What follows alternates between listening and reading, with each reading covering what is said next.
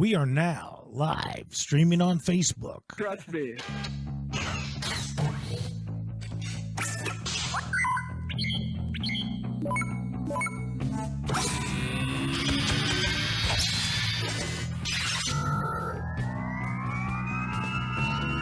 The American Constitutional Republic.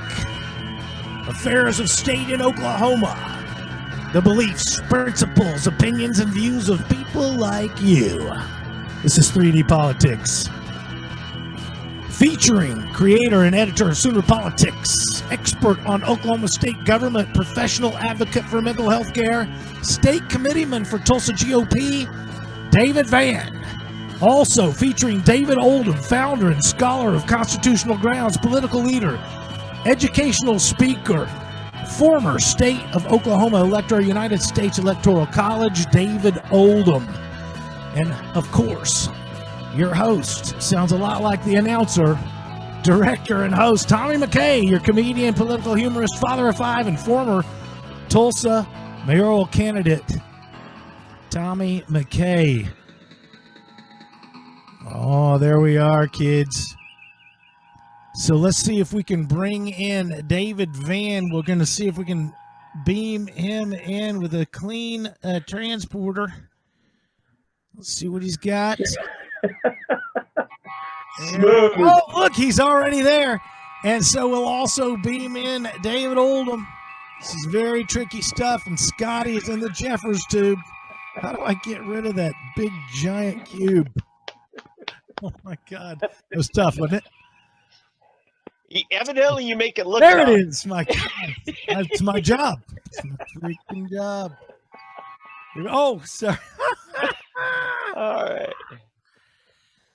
All right. Oh, everybody's here, and I am seeing Van only. I see Oldham. It's going to gallery. He's got new digs. It's okay. Wow. Everything changed on me. How you guys doing today? How about that for a send-up, huh? You ever been introed like that before? I couldn't see the intro, so how would I know? I feel like I'm still in the transporter room. I can hear the sounds. Hey, we got a big, fat show. We're going to start off with Tommy's Twitter tirade, which is always exciting for Tommy. And, of course, the Oklahoma restaurant decision is still looming. We got a social media meltdown and the data of destruction. We're going to show a chart tonight. Excellent information showing the crushing of Parler out there. The electoral collapse is another thing we'll talk about. We're going to take a big break with a George Carlin clip at the hard break at the half hour again. And then Oldham is going to hit us up with his eyewitness account of the D.C. mayhem and special guest with an extended version tonight, Ken Reddick, former mayoral candidate. It's Oldham's fault. Well, everything's They called out the guard because of Oldham. At 8 o'clock, typically we shut her down at 8-ish, but tonight we've got a special extended version. Ken Reddick was also in D.C. on the same night. We're going to have two eyewitness accounts right here on 3D Politics, and I, of course, am your verbal Viking, Tommy McKay, your fine host. Anything before we get started, guys? We've got a lot to do tonight. I'm excited to watch show prep get better than this. Oh, my gosh. Wow. Well, I apologize because I wasn't a part of it because it's not I was your busy. fault. Jeez, it's not your fault. Hey, do Tommy, you like my new digs? I do. Oh, the digs are huge. We're going to have to fix your background, though. Oh, yeah. Well, we're getting there. But, hey, I have a back now, at least to fix. Oh, so, I've seen it. I'm looking forward to that Pine Derby zip line contest. Everybody knows about that. All right. Okay, well, listen, we've got a lot of stuff to do, so I've got to get everybody knows I've got to get all my stuff out of the way first before we get to the real business. So I'm going to share my first Twitter tirade. This one has to do, I realize that let's see if I can find it. No, not that one. Let's see if this one is it. Oh God, no. I knew this was trouble the minute it started. Some things just cannot be unseen once you've seen them. Exactly. Let's see if this is it. No, God, this isn't it. You know, the problem here we have today. We'll just here. Look, watch this. Oh gosh, I love that one too. Here's the deal. The 6 foot is a good distance to protect mask mandate citizen tyrants because I can barely hit them from there. Okay. So here's the deal. What I've realized is that the Cherokee tribe ranks 5th in being civilized where masks are concerned. If you go out to the Hard Rock, I mean, they will run you down on the way in and on the way out. And I actually had to use both excuses last time. A, the only reason I'm standing here is because you haven't seated me yet. And no, I can't wear a mask because I have a health issue. Oh, so you're disabled? Yeah, okay, fine. I'm disabled as hell. Whatever you want to call it, can't wear the mask.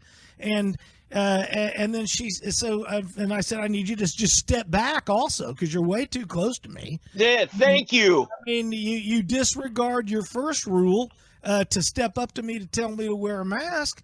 And then she says, well, and you're prepared to tell, I said, you need to go ahead and call the governor because I said, I know there is a health exception.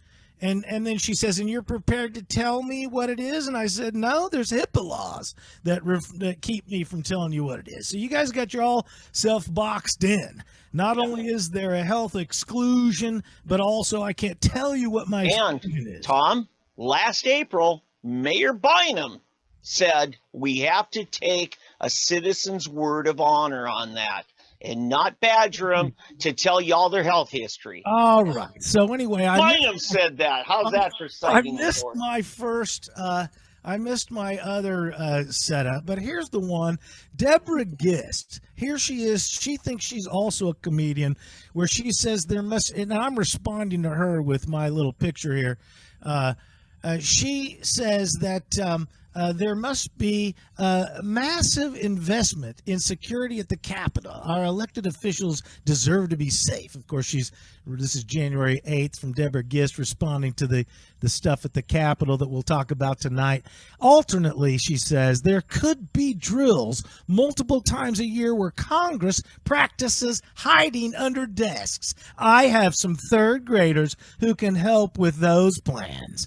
This is Deborah Gist, the school superintendent, Tulsa School District Superintendent, and she thinks in her mind, now I'm a professional comedian, her on the other hand pretends to be a comedian, and I actually teach children. She on the other hand pretends to teach children, but she says here, I have some third graders who can help with those plans to have senators and members of Congress hide under desks. She thinks she's mocking the congressman when really she's mocking the third graders. But also, I found myself retweeting my own picture all the time. Notice how Deborah Gist has the same playbook as all three of these, Ilhan Omar, OAC, and Priestley. She is the head of the the OEA, Oklahoma Education. Tom, do you want to drill down a little bit on that about the idea of hiding under desks or under seats of Congress? Mark Wayne Mullen weighed in on that. Oh, no. What did he say? Mark Wayne said that the Capitol security came into Congress in the House of Representatives and told them all, get down on the floor. And Mark Wayne yelled, no, do not. When there is a mob, you will be trampled if you are on the floor. The getting under your desk is for a gunman on the loose. Gunman, not a mob. Different thing. My God. This is the problem when you've got amateurs who think because they're Dr. Deborah Gist that they know more. And they don't. Well, I'd almost rather be pinned down by Dr. Deborah Gist than Dr. Dart. So that's just me. All right. That went over my head. That's a bad way, any which way you go. I'm sorry. All right. Yeah. All right, so So this is real stuff here, though. This is actual stuff here. All right, let's see. And now I want to make sure this isn't in the way. Okay, now here is a deal. This Phil Magnus or Magnus, whatever it is, I'm not sure how to pronounce it, but this is something that he is out there replying on Twitterville. He says a periodic reminder that the epidemiology team at Johns Hopkins has published a report in September 2019 stating outright that lockdowns don't work Correct. for highly transmissible respiratory viruses. This was a mainstream epidemiological consensus only 1 year ago. What changed? And so you'll notice here up in the blue highlighted area, quarantine measures will be least effective for pathogens that are highly transmissible, have short incubation periods, and spread through true airborne mechanisms as opposed to droplets. As with the travel restrictions, quarantine appears to delay the introduction of highly transmissible diseases, but not prevent their spread entirely. So the question that Phil Magnus was asking was, why is it that they have changed how it is that they work with highly transmissible diseases? In fact, they did the same thing. They've changed how they allocate what is a flu virus, etc., just about a year ago. Yeah. Tom, I want to drill down a little bit on that. It's true that if you enact the most tyrannical, the most absolute draconian lockdowns, then they work. Okay. Right. Pictures of Wuhan residents having their doors welded shut with them in it.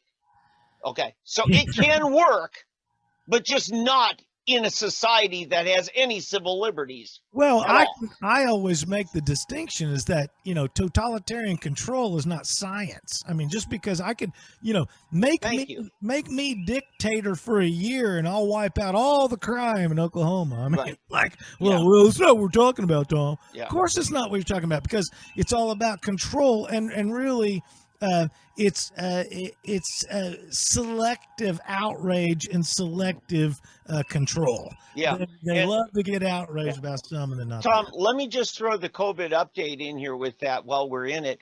I've looked at the reports from this last week again, as I do once a week. Our doubling rate has not gotten more condensed. That's good news. In fact, it's slightly less condensed. It was, about 50 days. Now it's about 51 days that it doubles. So, Okay. but the part of our demographic that we're doing the most successful job in preventing from getting sick, the ones we're locking down the most, happens to be our grade school kids. And grade school kids are getting it less than any other demographic. The most transmitted demographic is the 18 to 35, which makes sense. They are the most socially interacting demographic. Right. But the kids in school that are institutionalized normally, we're doing the best job of keeping them from getting it, and we're just giving it to the people most likely to die from it instead of the kids. Well, are we doing such a great job, or is it just that they don't have the proclivity to catch it? I'm looking at And it. how do we know the difference? Because it's all a guess. That's the point. Yes. And that's a good point. There is a bit of it could be this, could be that. Is it a chicken or the egg? The fact is, given that kids up through 18 are 1/3 of our population of Oklahoma, but only 12% of the cases. Right. So, that just goes to show you, yes, maybe they don't get it, or maybe those are the ones who should be getting it, and we're not letting them get it, unlike Sweden, who said, no, kids, young people, go ahead, get it. It's not going to hurt you. That's statistically. Right. It's intermittent, and we can chase if you're chasing viruses, you're hurting cats. Hey, you guys are still listening to 3D Politics every Monday night right here live on Facebook. Tommy McKay, your fine host, your verbal Viking, along with David Van, creator and editor of Suno Politics, and David Oldham, founder and scholar at constitutionalgrounds.com. We do this every Monday night. And don't forget, at 8 o'clock tonight, special extended version. We got Ken Reddick, former Tulsa Mayoral Candidate, coming up to talk about his personal eyewitness account, along to corroborate Oldham's eyewitness account right there at the D.C. Mayhem coming up later in the show. One more tire. I know you guys, I got to get it out of my system. Otherwise, I just can't get over it.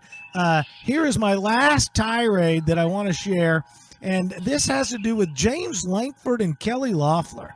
And so my point, to just absolutely kick over the jar, open up the chimenea, and break open the can of worms. James Lankford and Kelly Loeffler, two good reasons why women perhaps shouldn't be allowed to vote. I mean, if you are going to put your foot down and make a big ass deal about, I'm going to object to the blah, blah, blah, and then one pop grenade goes off, you're like, I changed my mind. And it's not like they said, hey, I changed my mind based on some reasonable thing. No, both of them were like, and after the violence, then I changed my mind. Is that the kind of men you want leading the country? Is that the kind of man you want protecting your cave, ladies? Is a guy that says, I'll protect you against any dinosaur, and the minute something goes, roar, he goes, honey, we've got to run. Mommy. Well, they're not good Spaniards, because when remember when There's a comedian now, Deborah Gibbs, bombing, and then they all caved in the big elections that year in 2005 or 2003. Baker Mayfield's tougher than that.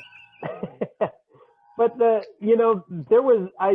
spoke with a bunch of people while I was in DC and had a good conversation with a congressman's chief of staff, somebody that Rhonda and I have known for years. Rhonda more than me.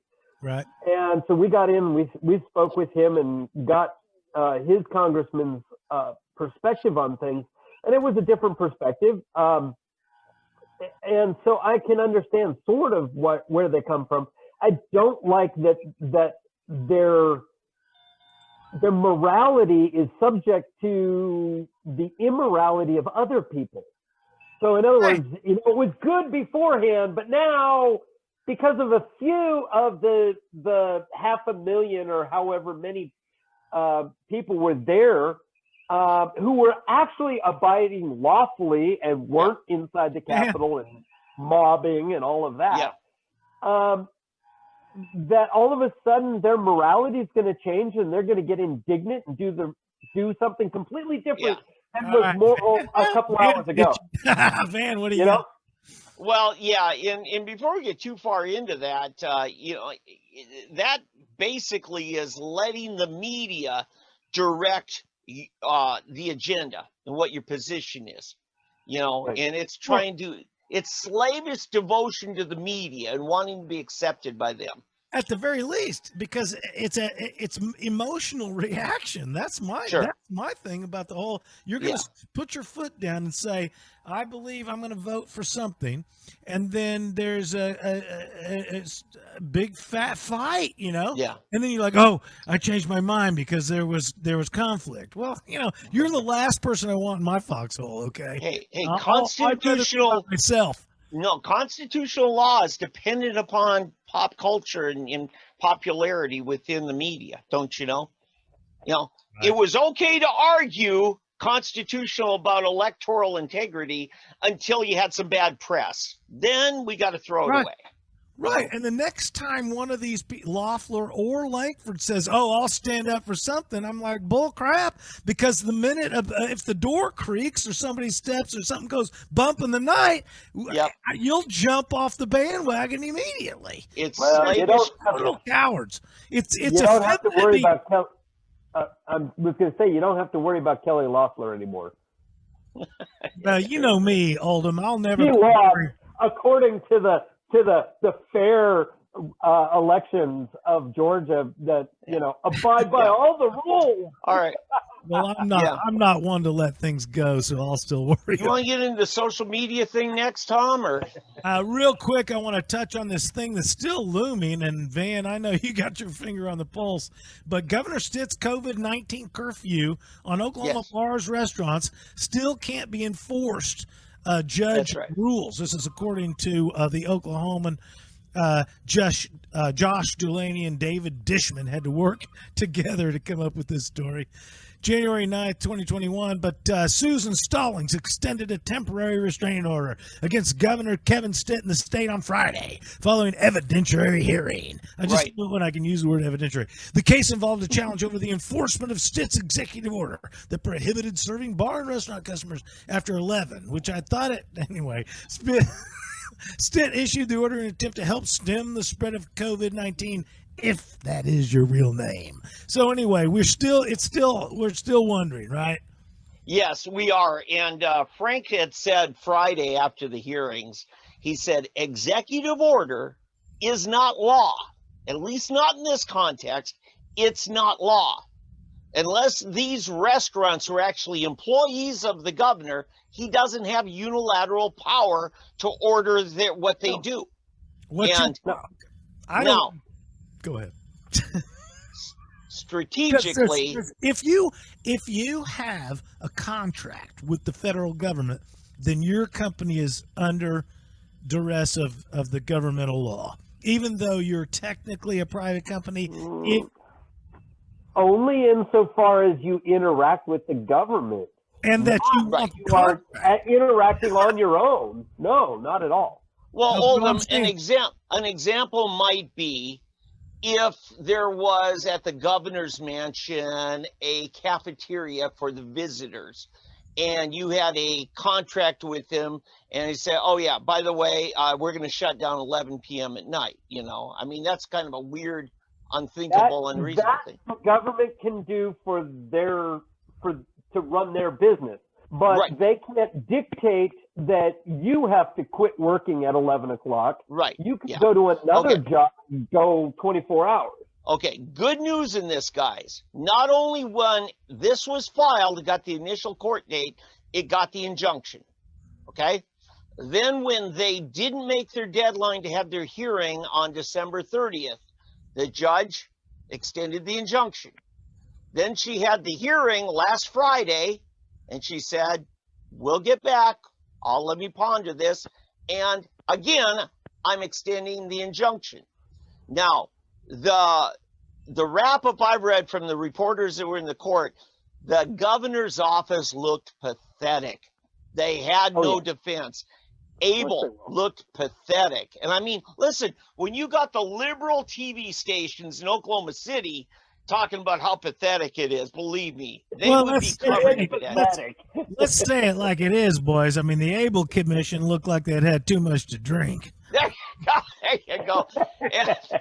And so here's what I want to say today. I said, listen, if Monday morning this ruling comes out and they're all told to get back to court, it might not be good. But the fact that it's taking a little while, that means there's an adjudication that's going to have some ramifications, and a good judge has to dot the I's and cross the T's on this, okay? Because Oldham's not convinced whatsoever. It's because they're playing with the precedent, because that's really what matters. Well, it's not about the Constitution. No. Two cynics against one. When you're saying this was done wrong, a good judge might need to say, here's the area where it's done wrong.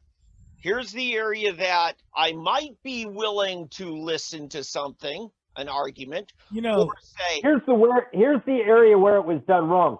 It's a curfew. You don't have authority. I got that. But what I'm saying here is simple somehow. Yeah, you could just say, again, like you're saying, Oldham, but because this may be a precedent-setting ruling, then a judge wants to be sure that the opinion that they give when they make the ruling is good, sound arguments. I know. It's such simple stuff that they put so much weight in precedent and all of that. It's ridiculous. Again, all of the injunctions against enforcing it are out of the way, so she can take a little time on this to make sure we get the precedent right. Okay? Well, yeah. I mean, the big thing is it's so simple. It's a nothing judgment. It's so out of bounds simple. Well, let me give you an example, Oldham. Hey, it's not outside the line. It's easy. Oldham, she could throw out the entire statute involving state, emergency management act. She could throw that out. It's vague, and I could see where she'd want to. She should throw out all curfews. There you go. All forced closures. And again, and the more you do, the broader you go the broader you sweep with this broom, the more you got to spell this out, and then your ruling gets bigger. I don't think so, but that's because again, Constitution says what it says. It's time that we keep things simple and just I wish that everybody would just look at it as simply as it actually is. Well, hey, let me just say, I don't discount what you're saying. You are correct from their perspective. Well, they've got to do it all this way. Well, what I'm saying, and I could be reading you all wrong, Oldham. It came across to me as though it was almost insulting or belittling of the judge, and she has certain responsibilities. Yeah. That sounded right. Yeah. Well, then I'm going to disagree with you here. Oh. When a judge is setting precedent, that judge has to do that job very carefully. No. Well, and that's where the difference between you and I comes in. There's no precedent. The precedent is the Constitution. Finally upholding it, that's the precedent.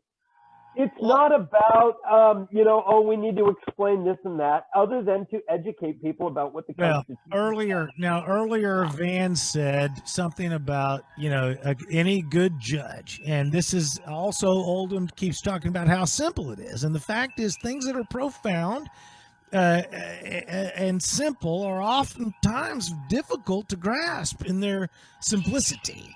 And it's like a good judge is like a good wife. They're hard to find. You usually got to divorce one before you get a really good one.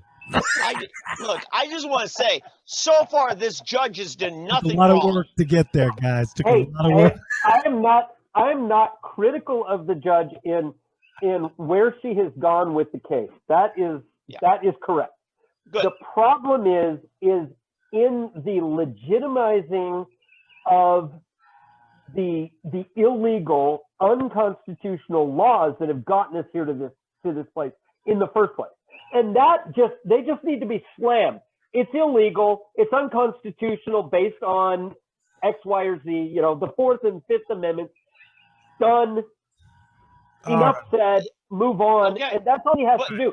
To educate educate everybody else, she has to write some. But what I'm saying is this may be very good news for you that it's taking longer, because every domino she knocks down, she has to state, here's why that gets knocked out, and here's why that gets knocked out. Hey, I hope that's where we're going, because usually when they take so long, it's because they're trying to play the precedence dance, and they're trying to uphold as much as they can, even though it's illegal. Hey, we're a non-secular group of optimists, and I'm glad to be one of us. But Van, we've got like two. You optimistic cynic, you. Read some Nietzsche and cheer up. The chart showing the crushing of Parler. Let's get to that data, because we've got a couple of minutes before the break. And it's a hard break. No way I can do this in 2 minutes. Oh, we can do it in 2 minutes. Trust me. All right. Okay, well, I got to set this up. Folks, Twitter, Facebook, those are the big boys when it comes to social media right now, okay? There's other players, Instagram, whatever, TikTok. But the thing is, you've got a bunch of oligarchs. You've got Amazon, Apple, Google, Facebook, and Twitter are the big five, right? Right. Parler's coming around because Parler said, you know what, folks? You don't need to put up with their suppression of your free speech. All right? So now everybody's saying, we're out of here, especially now that they've all kicked Donald Trump, President of the United States, off of all the big social media. Right. Now, remember, he's the dictator. Hold on. Remember, he's the dictator, but anyway, go ahead. Right. So Parler says, okay, we'll take you. Millions, tens of millions signed up this weekend. So here comes Apple. No, and Amazon. Yeah, Apple, first of all, says, you know what? We don't like that you're not following our same censoring guidelines. Right. So we're not going to make your app available on iPhones. Google says, oh, yeah, us too. You're not going to be able to put your apps in our app store for Android phones, the two biggest systems worldwide. Okay. All right. So then they take that off. And then Van, set us up because we're not going to get, you're right. We're And not then the last straw. When we come back, we're going to get to this chart. Tell them what it's going to be. We're going to show you just why it's so difficult for Parler now to get back online. They're dead right now. They're dead until they get another mega server. Wow. Okay. As you can tell, me and these guys have the ability to compress all this information into some exciting stuff. I'm going to put you in the waiting room. And this is fun. These guys let me put them in the waiting room. We are now live streaming on Facebook. Trust me.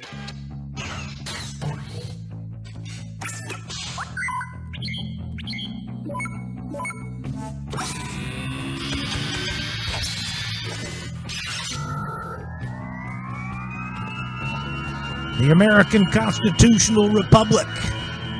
Affairs of state in Oklahoma. The beliefs, principles, opinions, and views of people like you. This is 3D Politics. Featuring creator and editor of Sooner Politics, expert on Oklahoma state government, professional advocate for mental health care, state committeeman for Tulsa GOP, David Van. Also featuring David Oldham, founder and scholar of Constitutional Grounds, political leader, educational speaker, former state of Oklahoma elector, United States Electoral College, David Oldham. And, of course, your host sounds a lot like the announcer, director, and host, Tommy McKay, your comedian, political humorist, father of five, and former Tulsa mayoral candidate, Tommy McKay. Oh, there we are, kids. They're always willing to trade away a little of their freedom. There you go. The feeling, the illusion of security. What we have now is a completely neurotic population obsessed with security and safety and crime and drugs and cleanliness and hygiene and germs. There's another thing, germs. Where did this sudden fear of germs come from? In this country. Have you noticed this? The media constantly running stories about all the latest infections, salmonella, E. coli, hantavirus, bird flu, and Americans they panic easily, so now everybody's running around scrubbing this and spraying that and overcooking their food and repeatedly washing their hands, trying to avoid all contact with germs. It's ridiculous, and it goes to ridiculous lengths. Fear of germs, why these f***ing pussies? Hey, where's your sense of adventure? Take a fucking chance, will you? Besides, what do you think you have an immune system for? It's for killing germs. But it needs practice. It needs germs to practice on. So listen. If you kill all the germs around you and live a completely sterile life, then when germs do come along, you're not going to be prepared. And never mind ordinary germs, what are you going to do when some super virus comes along that turns your vital organs into liquid shit? I'll tell you what you're going to do. You're going to get sick, you're going to die, and you're going to deserve it because you're fucking weak and you got a fucking weak immune system. Now,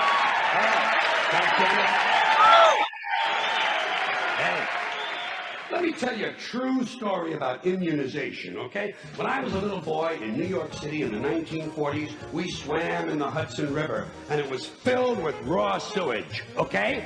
We swam in raw sewage, you know, to cool off. And at that time, the big fear was polio. Thousands of kids died from polio every year. But you know something? In my neighborhood, no one ever got polio. No one, ever. You know why? Because we swam in raw sewage. It strengthened our immune systems. The polio never had a prayer. We were tempered in raw shit.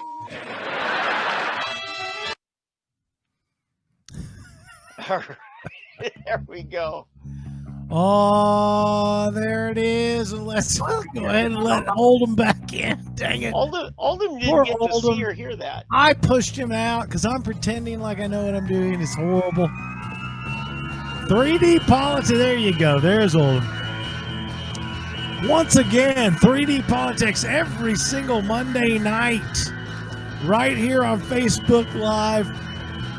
That's right, kids, with David Van, creator and editor of Sooner Politics, the online newspaper committed to informing and mobilizing Oklahoma's expanding spectrum of conservative political voices. Also, an expert on Oklahoma state government, professional advocate for those needing mental health care, state committeeman for the Tulsa County GOP.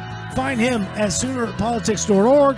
And, of course, David Oldham, founder and scholar at ConstitutionalGrounds.com, an organization teaching liberty and promoting the restoration of constitutional governance, political leader, educational speaker, former state of Oklahoma elector, United States Electoral College. Find him at ConstitutionalGrounds.com.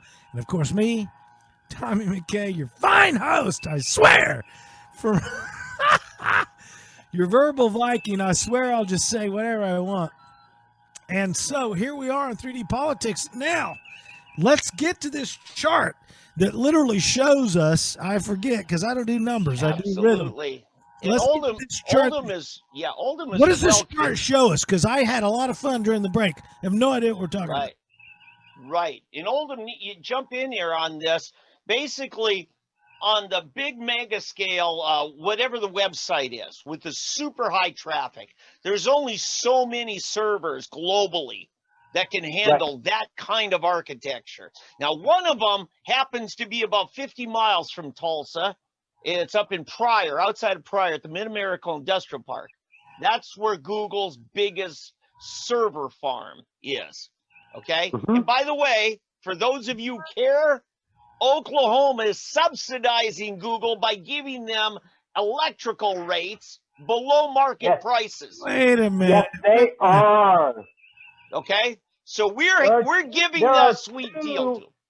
There are two electrical power producers right there in Mid-America, and they are getting their power direct from them. Yeah. Okay? So now here's the deal. Amazon, now that's not up in Mid-America, but Amazon is the big boy, no doubt. They're just about double the second place, which is a division of Microsoft called Azure. All right? Yeah.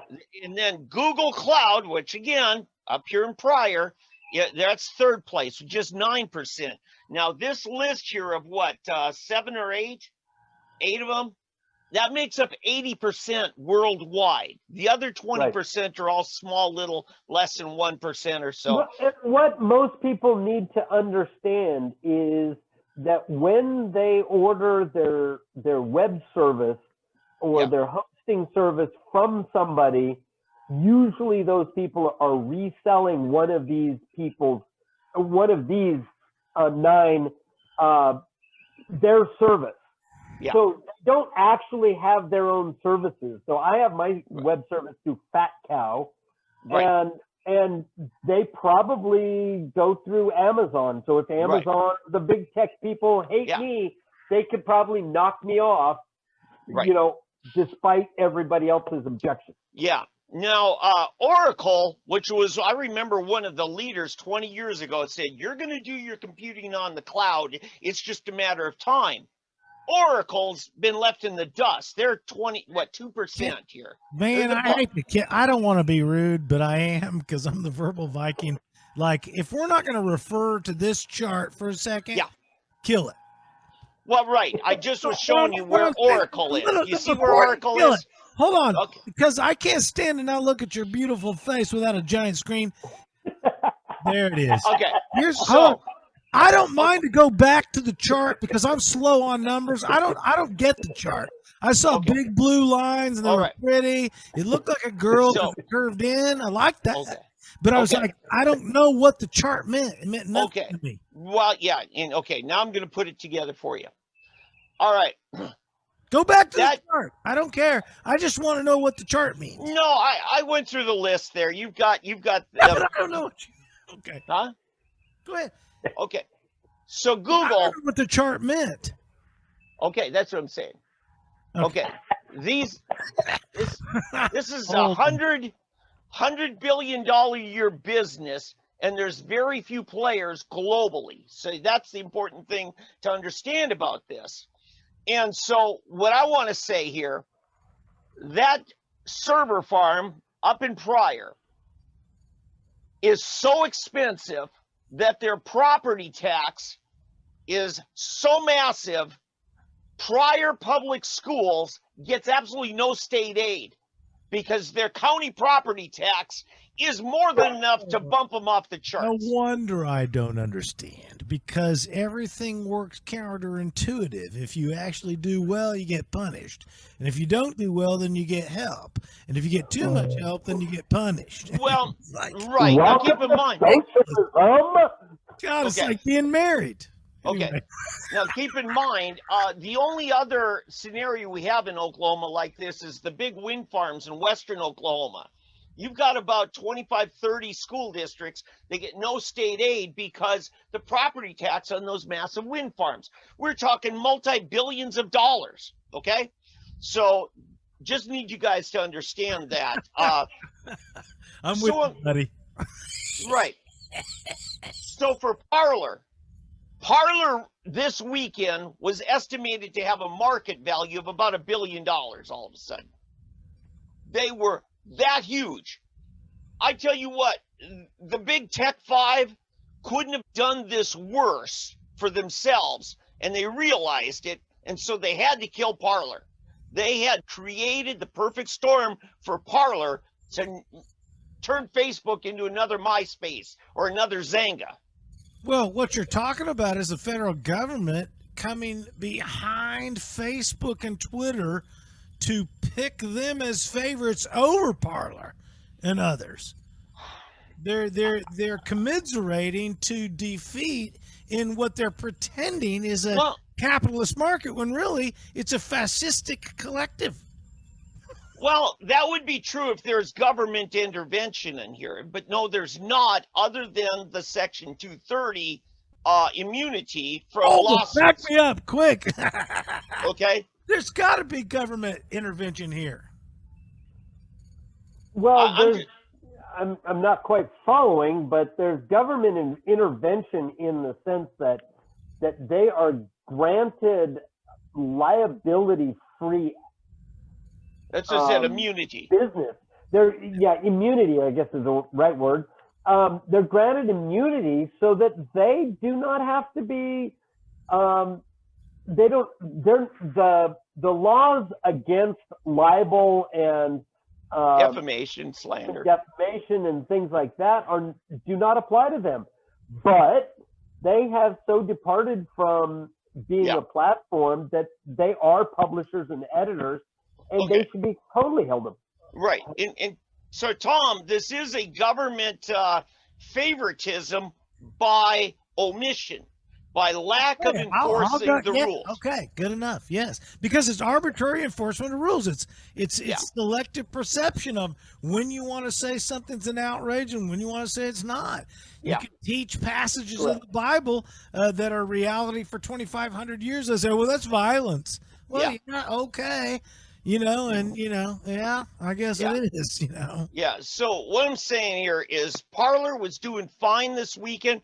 Now, even with, all of Amazon's server capacity, Parler was still knocked down several times. They were still crawling. That's what Oldham could probably explain better than me, denial of service hits. There were all kinds of malicious attacks trying to bog down their servers. Parler. Now I'm going to get into this in just a minute, but the number of people that moved to Parler over the past week is outrageous. Yeah. Okay. The what I call the Fexit, the Facebook exit, or the Twexit, the Twitter exit, and all of that. is so huge right now that some of these places are just and then you got big tech trying to ruin them, that they are inundated, and I've been watching it all week.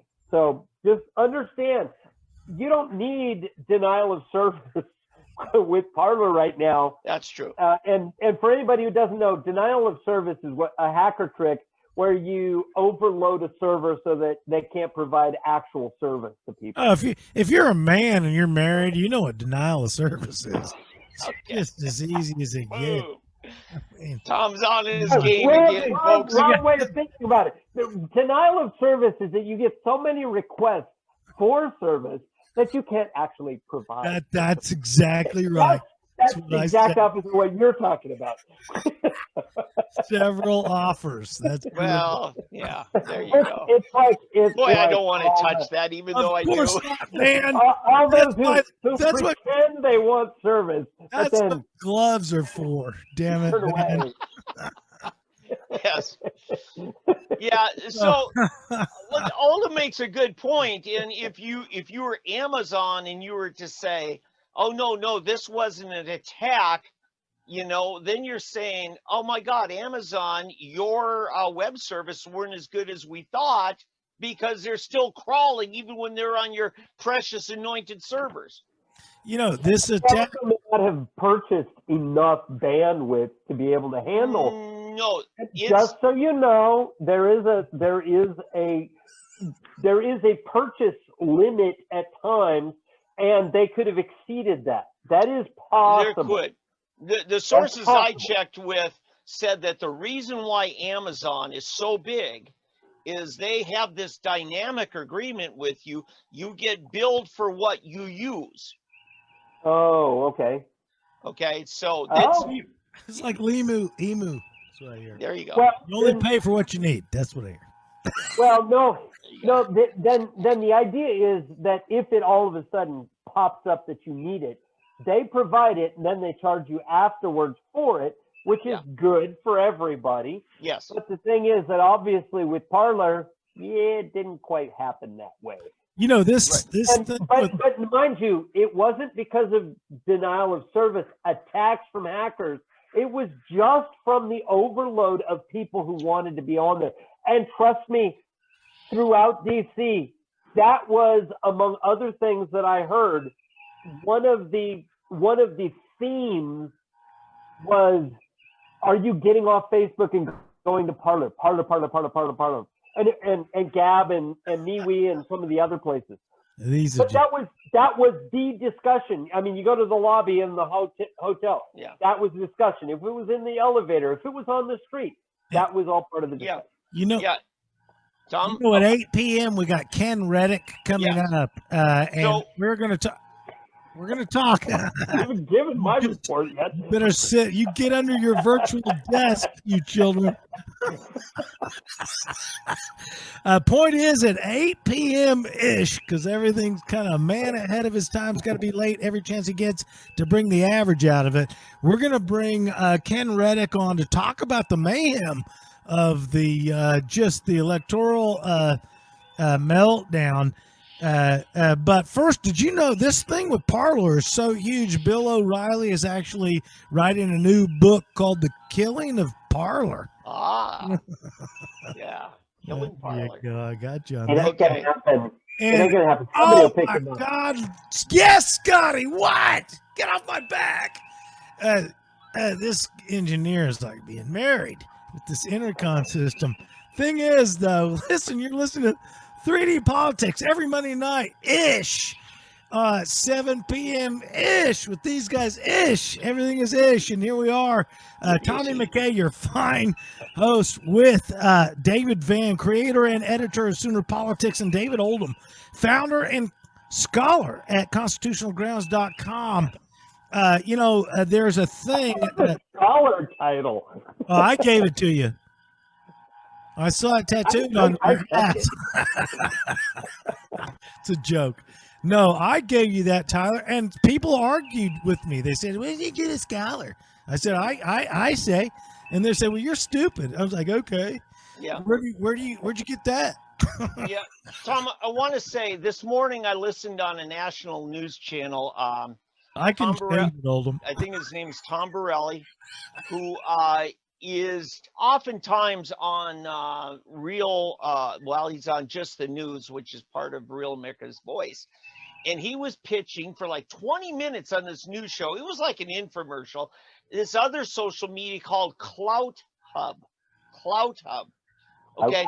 Okay. And where I just got done hearing the vice president of Parler said, we don't want any bots. Okay. We don't want them spying on what people are typing and censoring it even before they hit the click button.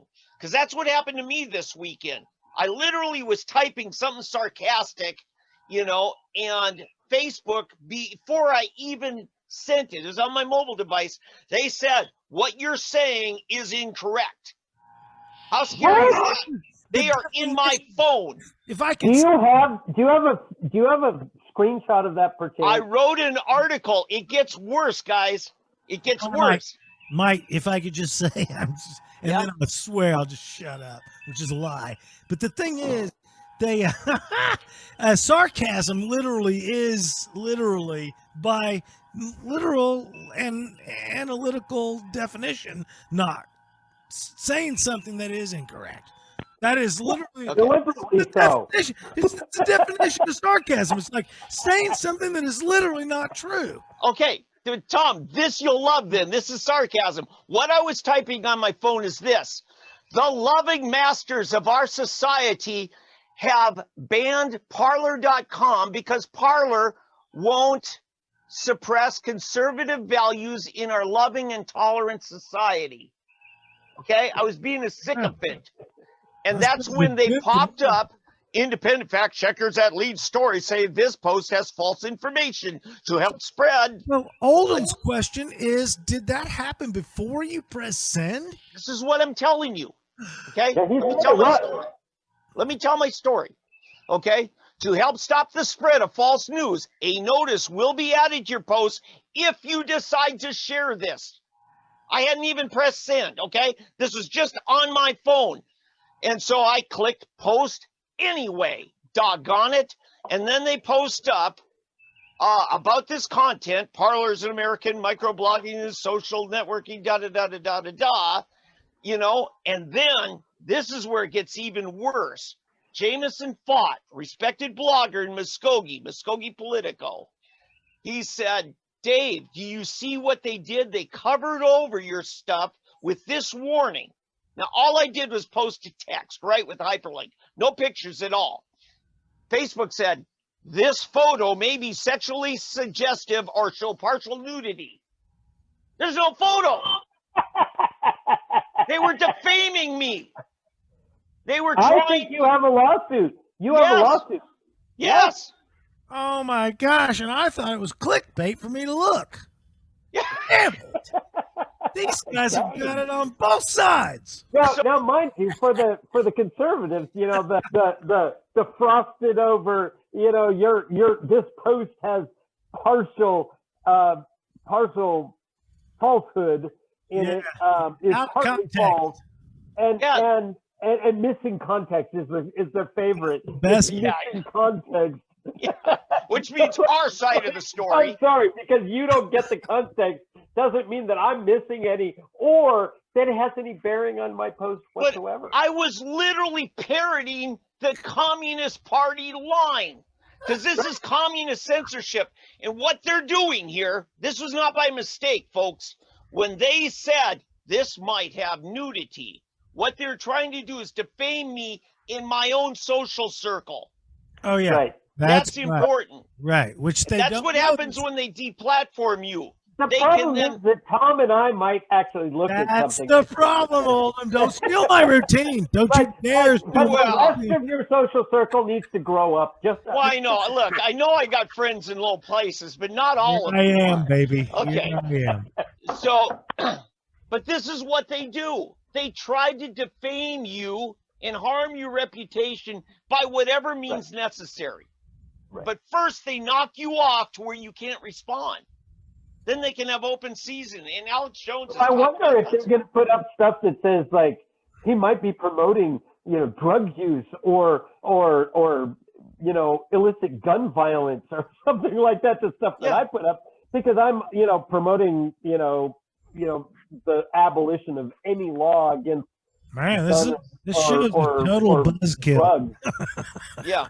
So I mean, this is bad. The whole thing is bad. So coming up. I just want to let you guys know that is on the front page of Sooner Politics under the heading Tech Giants Ban Rivals at Social Media. And then down there you see right in here where this is the false information. Again, I hadn't even posted it. True. All the information about the false information is true. Yeah. So what I'm telling you folks how they've already had a fact checker in time past to fact check what you're just creating. Me and Oldham. And I have to say this. David, you are in good company because the Babylon Bee has been fact checked and blocked how many times? That's good company. Babylon Bee has all sorts of stuff that is satirical and obviously false, like everything they write. Okay, get this. I'm just, it's sarcastically, albeit, I said that Facebook, I referred to them as our loving masters of our society, have banned Parler because Parler won't suppress conservative values in our loving and tolerant society. My wife knows when I'm full of crap too. So, I'm just saying, how can they not agree with me? I just touted them and called them loving and tolerant. Look, we are at 8:01. Yeah. We're gonna have to bring our guest in, and it's sad for me because I had like 3 other jokes plus the whole thing about whatever you just said. So anyway. But listen, so there's that chart. We just saw the killing of Parler. And in my opinion, because I'm an optimist, I think we're going to die in 10 years instead of 3. What an optimist. But we are going to talk about the mayhem in D.C. that went down, what was on the 6th. Is that correct? Yes. And we have pushed so hard into this. Oldham, I apologize, but we're just going to have to bring. Oldham has his own story, but we're going to bring. There he is. We're bringing him in, connecting to. Oh, look at there! Oh, wow, he's got music as well. And the timing on that is just fantastic. It's like Lindsey Graham is in charge of it or something. Oh, there you are. So you've joined us. Let's see if we can hear him. Hey guys, how are you? God, I can hear him. Where are the Viking horns coming out of your head? Yeah. Right? Yeah. The Buffalo boy, the Buffalo horn. Recently I said to one of my kids, I said the idea of suggesting that what happened a couple of days ago at the Capitol was like an armed insurrection is like is similar to likening the 2009 depression recession with the 1929 depression. It's like that's a good point. The children have no idea that to school used to be uphill both ways. Ken Reddick, former mayoral candidate, we appreciate you showing up, hanging in there. And now the reason we're bringing you in is because we have 2, count them, double mint twin, 2 eyewitness accounts. David Oldham and Ken Reddick were both at this the event of violence on the Capitol on the 6th, and so we're going to get to hear firsthand from both. They both went there as emissaries of G.T. Bynum's administration. Who's a comedian now, Deborah? Yeah. Ken, did you hear what G.T. Bynum had to say today? No, I didn't. That because I missed it. Yeah, this was good. Yeah, a van. He got on KRMG and said, "I'm so disappointed that my Republican Party has been infiltrated with such a terrible influence now." Wow. Yes, I he's thought he was so talking about concerned me. about his Republican Party, don't you know? Yeah. Wow. Okay, so I want to say this. Give me a second, guys. Mayor Bynum, I feel your pain, and I'm asking you, please join me at the Tulsa County Republican Convention. We have got to establish what are the values of the Tulsa County Republican Party, and you need to be there. Yeah. Is he I would agree with that. familiar with the GOP platform? Does he even know what it says? Yeah, there's no way. About unelected bureaucrats. Anybody wants to go to Tommy McKay on Twitter, scroll just a few down, and you'll see I continue to repeat my refrain of the picture of part of the GOP platform that talks about unelected bureaucrats like Dr. Dart, who are carrying out, telling me how I'm going to have Thanksgiving and Christmas. He's an unelected bureaucrat. Again, the philanthropic administration, where I don't get any, I have a no voter ID that counts for anything but the philanthropic. Anyway, Ken Reddick, let's let him talk. What the hell? First, Oldham, you get here every day. First. In fact, Oldham, you can back Ken Reddick up because you guys went independently. I don't even believe you guys knew each other were going. No. And then now, here you guys went. We could have hung until the cops came out. So isn't it true that I told you guys to go and Trump called me and asked me? Yeah. Anyway, so tell us, Ken Reddick, what was your experience? How did it go down? It was great. It was just like any other Trump rally. A lot of patriots, a lot of flags, a lot of veterans, a lot of good vibes. And I spent most of the morning just walking around, visiting all the monuments, documenting the event, and I shared with a lot of people, asked a lot of people questions. I actually did see the Viking guy remove his pelts in the middle of I believe it was 14th Street, and then he held up a sign that said Q sent me, so I was intrigued. I went up to the guy and I said, "That's quite the statement. Who is Q? I'd like to know if he sent you. Who is Q? Because we're all wondering, you know." Ken, that's a lie. I did not send him. Yeah. Fake news is everywhere, kids. So you actually talked to the guy with the helmet? Yeah, shortly. Oh, nice job. I just wanted to know. I asked him where did he get all the pelts, and then I told him about a friend that does trapping, and then I asked him about his sign, and we just had a short conversation. But he seemed like a real, just I don't know, charismatic kind of guy. But he didn't seem like he was there to start an insurrection. He's a camera whore. He's a camera whore. That's what he is. No reason to make fun. That's true. Uh-oh. Oldham's got a business coming in. Sorry. I got to say, Channel 8 would take, 2 seconds of talking to the horn guy into a feature presentation. So, that's pretty good. You actually got right there. But you were there. Yeah. So, did you get close to the Capitol? And what about all the violence? Yeah, I did get pretty close to the Capitol. About as close as about 50,000 other people. We went and stood on the lawn. I documented the whole thing. I was on Facebook Live my entire march down the National Mall. I kept showing shots of the entire group marching down Constitution. It was well planned out. There was nothing in Trump's speech that incited us or inspired us to go marching down to the Capitol. I knew days in advance what parts of DC to avoid because Antifa would be having a rally. DC police confirmed our fears of where to stay away from, where they had noticed other rallies happening to oppose ours. And then when I was walking down the National Mall, we were actually approached by a guy that was wondering why we were mentioning Antifa, another buddy of mine who was also Facebook Live at the time. And we went together. So we were walking down the National Mall. A guy runs up to us, asks us what we're talking about Antifa for, but in a more threatening way, like, why are we mentioning Antifa? Yeah. And then, telling us not to talk about Antifa and stuff like that.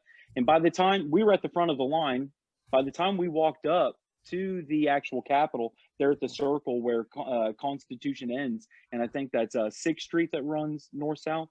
But I did see Capitol Police removing barricades.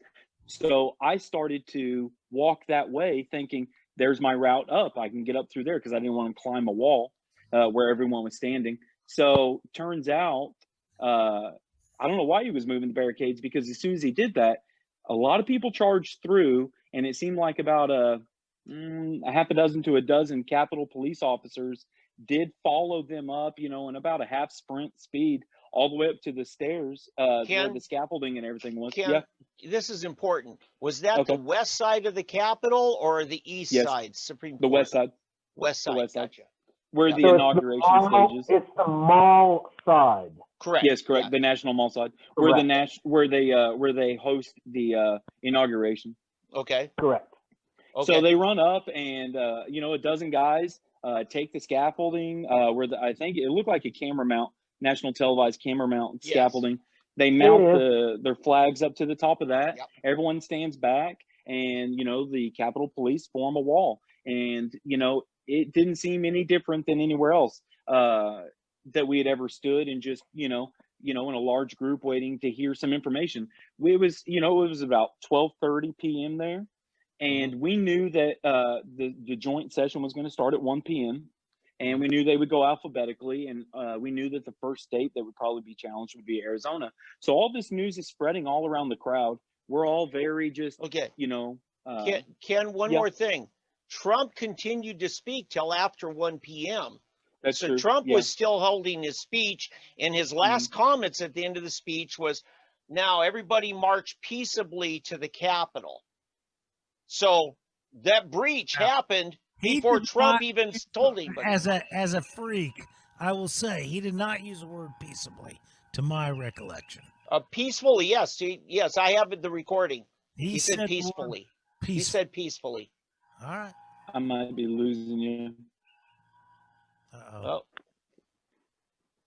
Come on, Scotty. We need more power.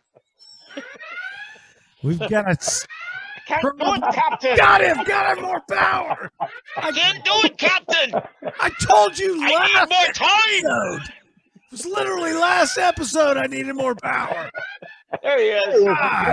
God. Sorry, guys. His job. All All right.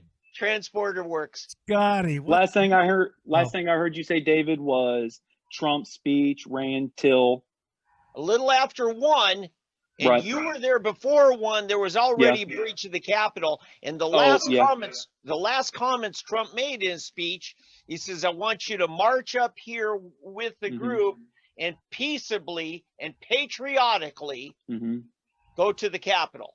I remember peaceably. Peaceably and patriotically. We were at the front of the line. My buddies, we all traveled together. We wanted to have good seats, you know, where we knew everyone would be waiting. So we started walking down the National Mall. We didn't have a good spot to watch the president anyway. Could barely hear him. We didn't have view of a screen, one of those jumbotrons. So we just decided, you know, we don't have good seats here. Let's go get some good seats down there. So we were at the front of that line that was marching down the National Mall, the smaller of the two groups. And by the time I got down there, they had already removed the barricades. And a lot of people say breached the barricades or hopped over. Now, when it was 100,000 people that wanted to get in, that skinny little walkway bottlenecked, it wasn't going to do it. That's when you saw a bunch of people hopping over a fence. But by that time, there were already well over, my guesstimate would be 5,000 to 10,000 people had already walked up that pathway and were up on the patio where the inauguration speech takes place. But the barricades have already been removed. I witnessed Capitol Police officers removing the barricades and then allowing people to follow through. Right. Yeah, I want to say I got somebody was on the east side. And there, the barricades, the outer barricades, were pretty far away from the Capitol, almost to the street that separates the Supreme Court building from them. They've got a lot more stairs over there, too, so it makes sense to barricade that area. Yes. Well, here's what happened. This somebody, actually, I think it was on Alex Jones' broadcast, he said, there was a minister, and they never identified who the minister was, but he was negotiating with Capitol Police on the east side. And they're saying, we're going to end up having people out here on the street, and this is a busy street. If you don't move those barricades, there's no reason we can't be at least halfway up the stairs. And they had about got this up. The cops were basically, okay. And it was just a matter of logistically, how are we going to do it? And some people got, some younger guys got frustrated, said, hell with it, we're going. And all of a sudden they just took off. But at the same time, rumor had hit the east side that they had breached the building on the west side. So that's what I'm hearing, okay? Yeah, I was on the west side as well, so I couldn't say what happened on the east side. Yeah, Oldham, tell us in kind of the way that Reddick did his experience. You were where and what happened to you? Well, I was for the speech, for working up to the president's speech on the ellipse, which is down from the White House itself, Right. On Constitution Avenue. I was just across Constitution Avenue in the center of the ellipse. So I was right underneath the Jumbotron, Right. just back 100 yards or so. And so we had awesome sound and everything else. Some, a speaker went out, and so it was a little harder to hear. I was exhausted. I've been up for nearly 48 hours. And so, so I needed to excuse myself and go back and get some sleep. I listened to the whole thing on Right Side Broadcasting Network. I'll give them a plug because they're one of the few that actually broadcasted the whole thing. Awesome. And one of those that I heard whose name was bannered about along with OAN and Newsmax and things like that the entire weekend, or the entire week. But but so I was there for a while, listened to some of the speeches, and then I went back to the hotel room because I was just a couple blocks away. I was up at 14th and Pennsylvania, which is just a couple blocks from the White House, from its address. About as close as you can get right now. It's about as close as you could get. We had to get through, get past snow plows, which were blocking the road, for frankly, for our protection. There was a lot of rumor that the police were blocking down roads improperly and things like that. No, those snow plows were there for us. Yeah. To keep people from driving through our crowd. Our crowd. Yeah. That's what I knew to be fact. Yeah. And so it took us a little bit, but we got to our hotel. I went back to my hotel and I listened to the president's speech, and then my friends came back after that, and we had a bite to eat, and then we started heading down. So we were way late for all the fun. You were, on top of it. Now, Dave, you can't. And I call fun in quotes, but we were way late, and everybody's streaming back the other direction, and we're like, "What's up?" And they're like, "It got too much. We're headed home, or we're headed back, or whatever." And so we did see a bunch of it on TV. And what I encourage people to go back and do is get the CNN and the MSNBC video that they had at the time. What they were showing was views from outside the Capitol and inside the Capitol, inside the rotunda, where you have the statuary hall, where you have all the statues around of founders and famous people around the outside of the rotunda. Well, what you saw there was a bunch of people coming in, looking confused. Why am I here? You know what? Boy, I didn't expect to quite be here. Taking pictures and turning around and leaving.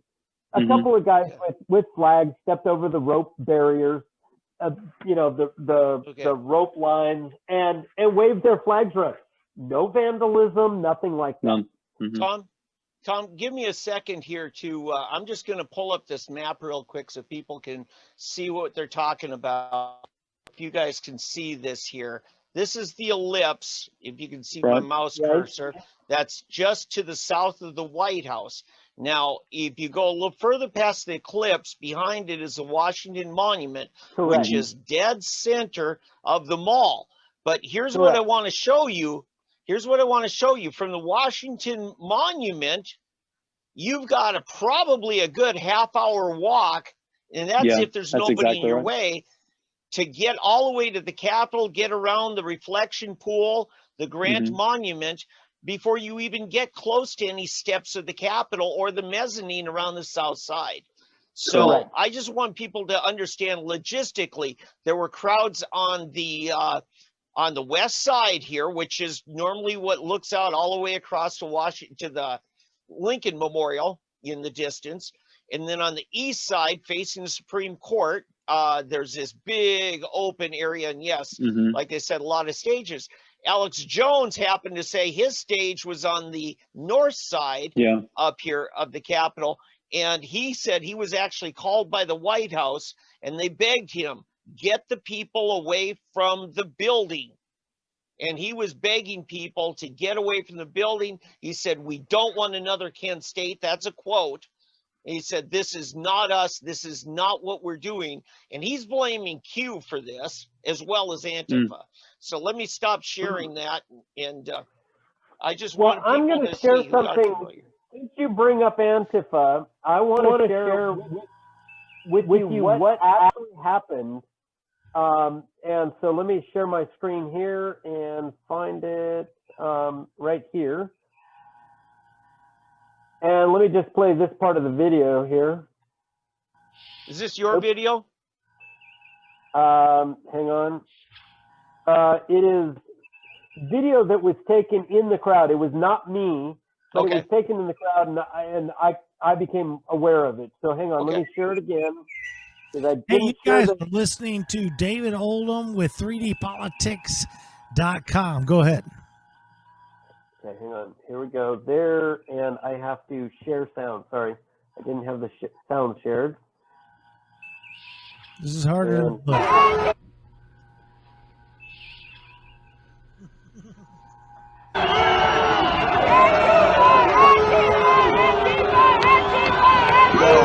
What you see is a guy right here banging on the glass, trying to break the glass. And unfortunately, it's not coming up on the video.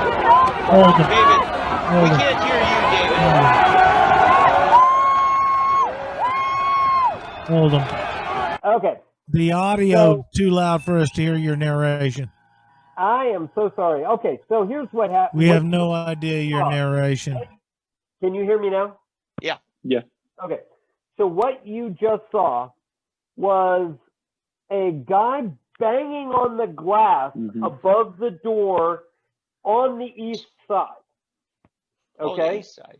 Okay. The east side. And he's banging on the glass. What you hear from the crowd is Antifa, Antifa, Antifa. And then they tackle the guy who is trying to break the glass. So my point is, and you can go to Daryl Simmons, who has co-hosted with Pat Campbell. Go to his Facebook page and you can find the video because he's posted. I'm going to work to share it, but the point is that it is video that was taken on the 6th as things were going down. People were saying, it's Antifa, the guy's breaking the glass, and then people from the crowd actually tackle him, take him down, and that's what was in that video. Yep. And I'm sorry if the sound didn't work. I don't know why. But the sound was just super loud. We couldn't hear your narration over the sound of it. We heard the sound. Oh, okay. I couldn't hear the sound. So anyway, that's what was going on. Condense the two stories of the eyewitness's account. You guys were what, a half a mile away, a quarter of a mile away, and not in, you didn't no connection with each other, but you both experienced that there was two different kind of movements within the same general crowd. Is that correct? Correct. Yeah. Yeah, my side had like the national anthem on replay. Everyone just kept singing. If it wasn't that, it was, Star Spangled Banner, the Pledge of Allegiance. It was just waiting. We knew what we were waiting for. We knew that they had broken joint session when they challenged Arizona. And to think that on the other side, all that chaos was happening while we were just patiently waiting.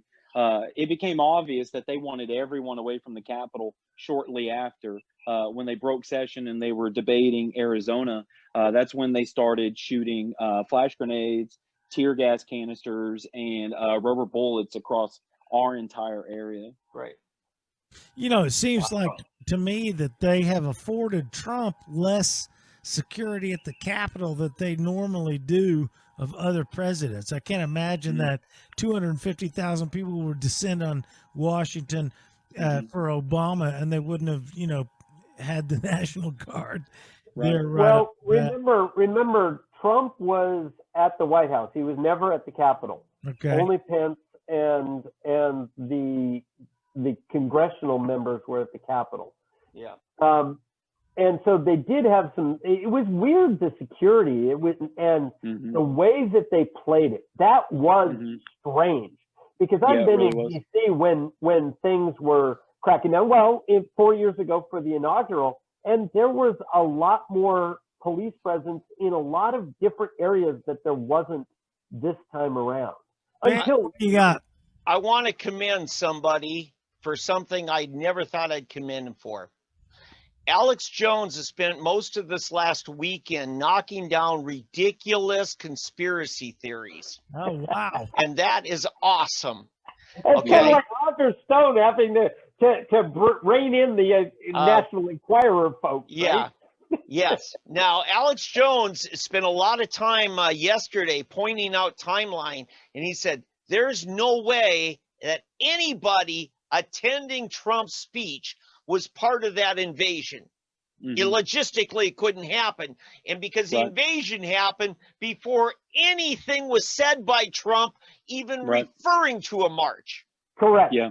Okay. I felt like I left early and I witnessed the tail end of the break-in. Yes. So that's exactly it, Ken. So your account of this, Ken, really helps support that whole narrative that I'm hearing in other places in national news.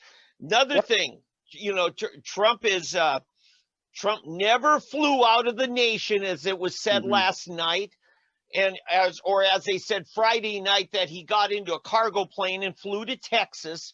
In fact, Alex Jones said the last thing Trump's going to do right now is leave the White House, because he was afraid at that point they might not let him back in the White House. Correct. Right. Okay. Right. Now he is planning a trip down to South Texas to observe the 400 and some miles that have been built of the border wall. So he does have that trip planned for tomorrow. So, but anyway, there's so much to this story that has not been told, and that has been told wrongly. Then again, I beg you, go back to CNN and MSNBC on the morning of, and look at their live broadcast. They were talking about chaos in the Capitol, and they were showing people sitting on the edge of the reflecting pool. Yes, they're of the Capitol reflecting pool. They were talking about chaos and the violence as people were walking in and taking photos in the rotunda. At 9 a.m., CNN declared it a mostly violent protest. And Deborah Guest, look at I'm on tonight. Come on. Thank you. Good night, everybody. Deborah Guest, he's coming for your job. Look out. Everybody's a comedian. No. He's got to dye the rest of his hair dark. Get a little white streak. Yeah. They're both pretty cute. I got to give them that. Hey, everybody's listening right now to 3D Politics. I'm your fine host, Tommy McKay. You can find me at Tom E. McKay on Facebook and Twitter. And, of course, I've got David Van, your editor and Sooner Politics and also creator the soonerpolitics.com.org. Damn. Thank you. Here we go. Creator. Creator and editor of soonerpolitics.org. Expert on Oklahoma state government. There he is, David Van, and of course, David Oldham, David Oldham, founder and scholar at constitutionalgrounds.com, former state of Oklahoma elector, United States Electoral College, and tonight, special guest with extended version of the show, Ken Reddick, former mayoral candidate here in Tulsa, Oklahoma. Both Oldham and Reddick were there at the Capitol while me and Van held the fort right here in Oklahoma to make sure everything was way to go, you guys, for being down there. It's amazing. I've always argued for years that the truth is a independent of perception, and yet look at Twitter and look at them go. I also noticed that Trump is now the minority voice. If Twitter and Facebook are accurate, and that Trump is a minority voice, that we don't want the Trump voice, then Trump is the minority voice that is being bullied. Really, Trump is being bullied by those that don't look like him. Yeah. That's the problem. And so it's all selective bullying is what the bottom line is. Of course it is. Yeah. Hey, Reddick, what's next for you? You've got the mayor race done, and I know you got to pay bills and take care of your family. Have you got anything else going on? Currently, I'm just fighting bad reviews. It seems like I have to, every day since I got back. I got back. We took 2 days to drive back, and the first thing I was greeted with when I got back was a beautiful article by the Black Wall Street Times, where I was called a domestic terrorist. I felt like by the time I got to the end of that article, I felt like Nicholas Sandman. It was just. I couldn't believe the things it was saying. It said I used code talk and neo-Nazi code talk. Anytime I mentioned the word globalist, I was referring to global Jews. It was calling me a white supremacist. It mentioned my business name. So I've been fighting cancel culture since I got back. So I'm just That's impressive. You need to hire Lynn Wood along with another friend of ours. Yeah. Who appears to have had similar issues from his visit to the Capitol, and has hired Lynn Wood for being misquoted and wrongly attributed. Well, properly quoted, but wrongly attributed that when it was actually somebody else's quote. So my question, I've seen Reddick, when they have to go bankrupt from the lawsuit, and you get to take ownership of the Black Wall Street, what are you going to do with it? Oh, I don't know. Maybe start an incubator downtown Tulsa. Let this the funny thing in here. I think we need to restart Urban Tulsa. I miss that magazine. Yeah, that'd be a good one. I read recently. I'm wondering if I'm being targeted. Honestly, you wonder? Call me. I read counseling. Oh my God. Look down on your chest. See that round circle? That's a target, my friend. That's a target. Yeah. Okay. It's been pretty rough, but we're holding up. Ken, as I said earlier in the show, Mayor Bynum's very concerned about what's happened to his Republican Party. Now, we've got a Republican meetings coming up here in the next month, end of February, our precinct meetings and county convention. Can we count on you to be a part of that? Oh, absolutely. Yeah. Good. Good. In my precinct, I try to participate as much as possible, help with the platform, and I'll help Mr. Westfall. He's our precinct chairman, with everything he needs. So, I love taking part in those. Well, will you commit along with me to help GT Bynum to establish what the principles of our party are?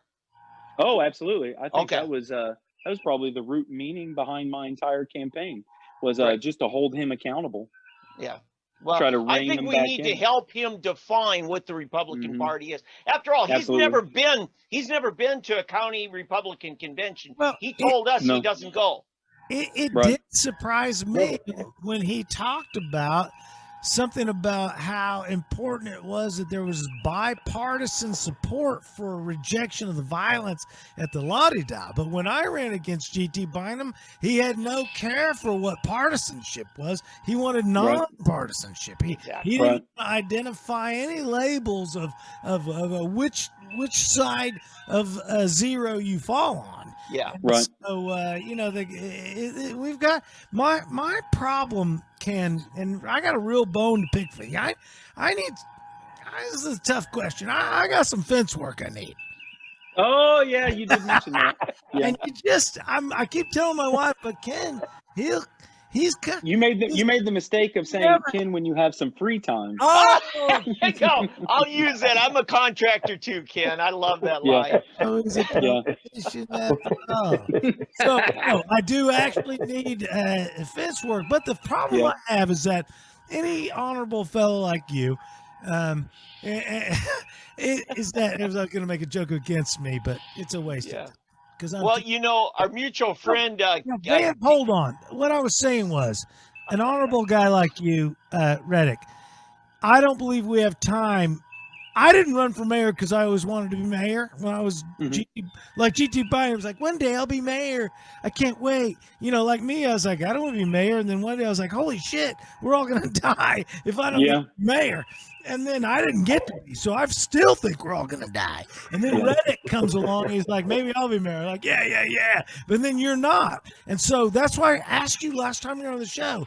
See, I don't think we have time to run a mayor in 2 or 3 years when one mayor decides he's going to try. We need a guy that wants to be mayor next time, starting now, talking now, all the time now, because you're up against Greg Robinson in 4 years or 3.5, whatever it is. He's already in. He's already in. Or you or anybody. This is what I know. It's going to have to be a regular. We got to start today. Now. No such thing as seasonal elections anymore. It's No, you're right. And I call it a good thing. I'm the optimist, boys and girls, because I'm the guy that says it's a good thing that the electorate is now more informed. You're listening to 3D Politics, your fine host, your verbal Viking, your perspicuous pirate of plunderer of conversation, Tommy McKay, right here. Also, of course, with David Vann from SoonerPolitics.org, David Oldham from ConstitutionalGrounds.com, and special guest tonight, Ken Reddick. We are pushing it into the late evening. So, Ken, we hope to have you run a campaign. You've got a platform and a voice here where, as long as you're saying the right things, we'll say, way to go. Thank you. Yeah, I appreciate that. But if you start saying, stuff that we don't like, we'll certainly mention that too, because I know Oldham. I know Oldham is. So anyway. Oh, yeah. I appreciate the honesty. We do have to get out of here at some point. But Reddick, if you got anything to add, I appreciate not only your efforts for going to D.C.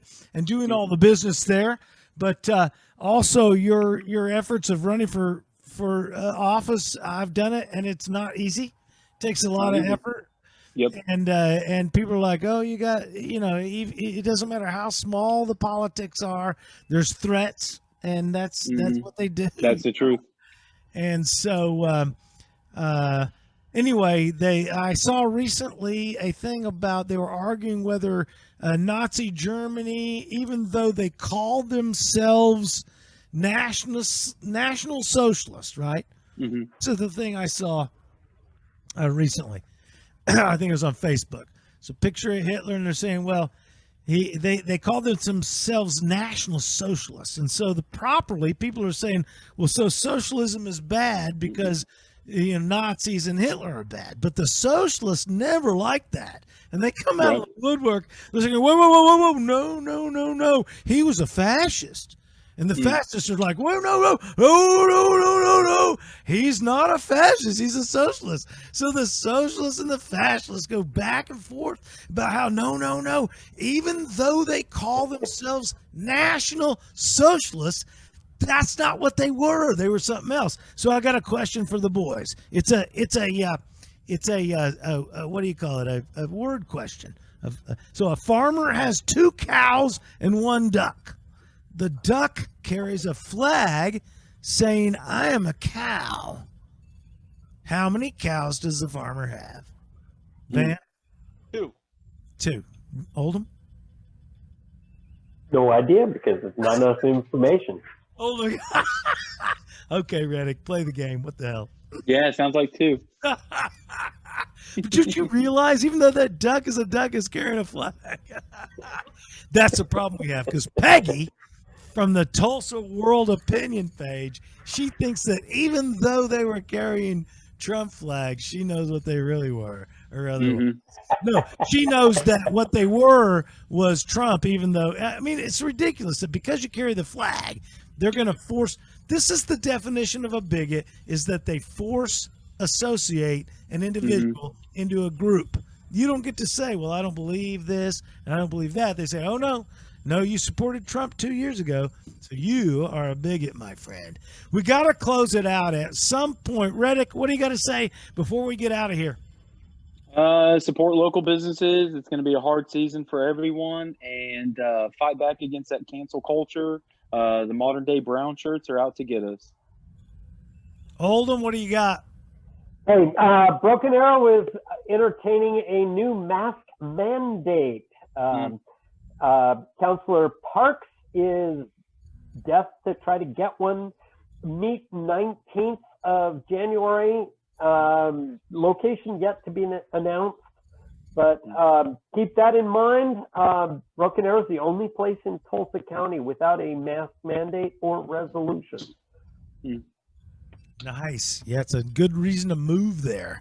And Van, what do you got before we close it out? Well, next week we will find out what's going to become of this attempt to impeach or removed by 25th Amendment. You know, we could have talked about it tonight, but it's mostly speculation how stupid it is. We've got to, at some point, start drilling down on all the bills that were filed at the Capitol. We've got over 2,000. I'm going to need a lot of help. Anybody want to be a part of flagging ridiculous bills? Believe me, they're there. We just need help. Yeah. Yes. We all need help with that. Yes. So please. For the next 3 or 4 weeks, Tom, I'm going to plan a segment here where I can highlight some of the most ridiculous bills filed at the Capitol. You don't want to miss it. Get a big bowl of popcorn. We're going to have some fun. It'll be entertaining. Yeah, you know, Elon Musk, I finally got into some of him and his interviews, and one of the things he says is we've got to look out for, he says laws are immortal, and there is what he calls regulation creep. And so we got to, one of the things that 3D Politics has talked about is going through and removing old laws that are burdening our system. But as we get out of here, we are going to send everybody away. Unless you've got anything else to say. Here goes. I want to thank once again R2D2.